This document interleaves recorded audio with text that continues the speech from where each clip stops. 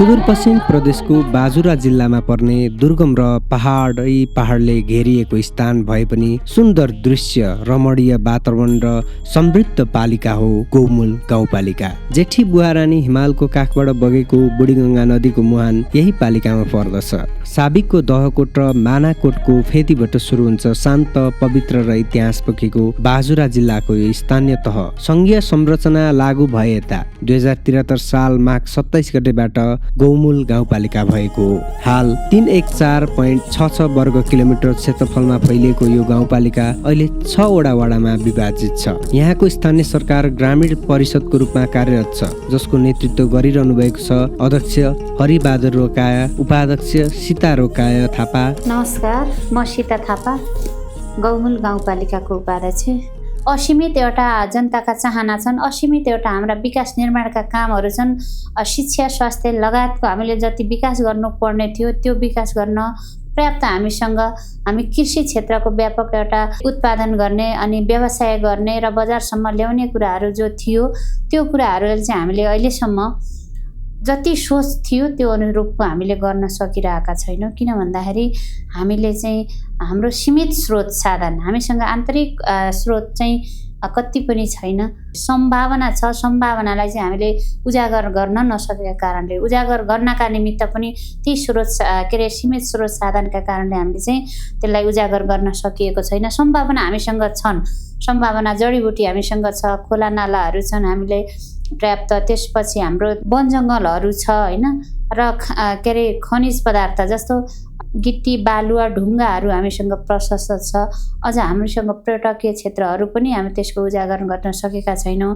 हामीभित्र विभिन्न खानीहरू छन्, ती खानीहरूको पनि हामीले उजागर गर्न नसकिरहेको स्थिति छ।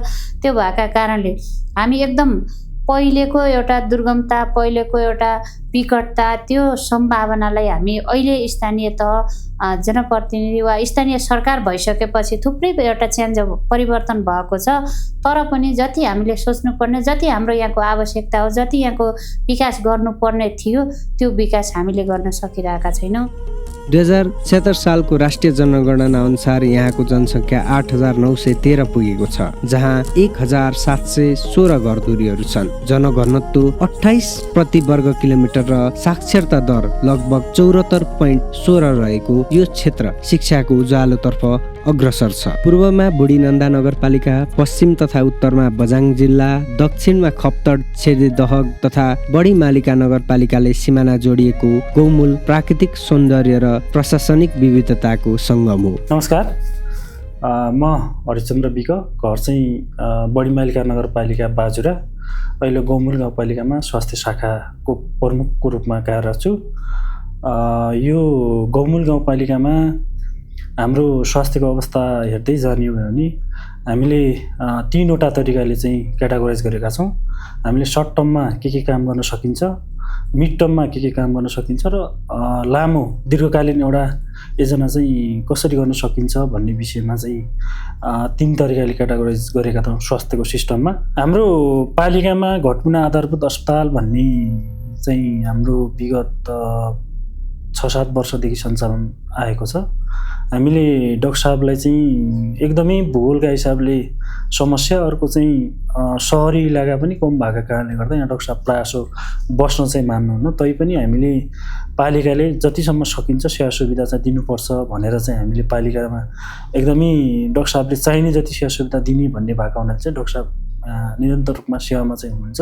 अहिले पनि हाम्रो घटना आधारभूत अस्पतालबाट चाहिँ विभिन्न सेवाहरू चाहिँ दिने गर्ने गरेका छौँ, जसमा चाहिँ एक्सरे ल्याब, फार्मेसी, इसिजीका कुराहरू होइन, भिडियो एक्सरेका कुराहरू, अनि त्यसै गरी हाम्रो 24 आवर चाहिँ इमर्जेन्सीका कुराहरू, अनि नर्सिङको ड्युटीका कुराहरू सानो एउटा ठाउँमा भए पनि हामीले निरन्तर रूपमा चाहिँ सञ्चालन गरेका छौँ। र हाम्रो 10 सय आधारभूत अस्पताल पनि निर्माण भइसकेको छ। सेवा सञ्चालन हुनका लागि केही समय लाग्छ। हामी डाक्टर साहबलाई चाहिँ विशेष गरी उहाँलाई चाहिँ प्रोत्साहित कसरी गर्छौँ भने यो हामी सुरुमै पालिकामा चाहिँ आउनुभन्दा पूर्व नै उहाँहरूलाई चाहिँ भौगोलिक विकटताका विषयमा, यहाँका चुनौतीका विषयमा, समस्याका विषयमा, अनि त्यसै गरी यहाँ हामीले गर्न सक्ने ठाउँका विषयमा सबै कुरा बुझाएर मात्रै गोमुल गाउँपालिकामा डाक्टर साहब सहितको स्वास्थ्यकर्मी टिमलाई चाहिँ हामीले ल्याउने गरेका छौँ। त्यही अनुसार चाहिँ हामी पालिकामा चाहिँ घटबढा आधार अस्पताल चाहिँ सञ्चालन गरेको देखिन्छ भन्ने कुरा चाहिँ छ। यहाँ आलु, आङ्लो लगायत कृषिजन्य उत्पादन प्रसिद्ध छन्। साथै कुटकी, यार्सागुम्बा, शिलाजित, जटामसी जस्ता औषधीय वनस्पति यहाँ प्रशस्त मात्रामा पाइन्छ, जो प्राकृतिक स्रोतको अनुपम उपहार हुन्। गौमूल स्वास्थ्य, शिक्षा र पूर्वाधार क्षेत्रमा उल्लेखनीय काम गर्दै आएको छ। उदाहरणका लागि वार्ड नम्बर 4 का 19 बालबालिकालाई घरेलु श्रमबाट मुक्त भई विद्यालय फर्काइएका छन्। साथै विद्यालय तथा स्वास्थ्य संस्थाहरूमा सौर ऊर्जाको जडान गरिएको छ। काठे पुल निर्माणले कठिन जीवनलाई सहज बनाएको छ। त्यस्तै बनतरा घाटदेखि 1.5 दिन पैदल यात्रा गरी पुगिने उच्च भागमा स्याउ खेती सुरु गरिएको छ। कृषि ज्ञान केन्द्र बाजुरासँग सहकार्य गर्दै युवाहरूलाई फलफुल, मसला खेतीतर्फ आकर्षित गरिँदैछ। तर विकासका माग अझै बाँकी छन्। 2081 साल चैत्र 4 गते वार्ड नम्बर 1 मा सडक, विद्युत, फौजी टावर र प्रशासकीय सुधारका माग राख्दै तालाबन्दी गरेको थियो। जुन आन्दोलनले गाउँपालिकाले अनौठो अभ्यास पनि सुरु गरेको छ, देशका लागि 2 दिन भन्ने मासिक श्रम अभियान, जसमा प्रत्येक घरले 2 दिन श्रम योगदान दिन्छ।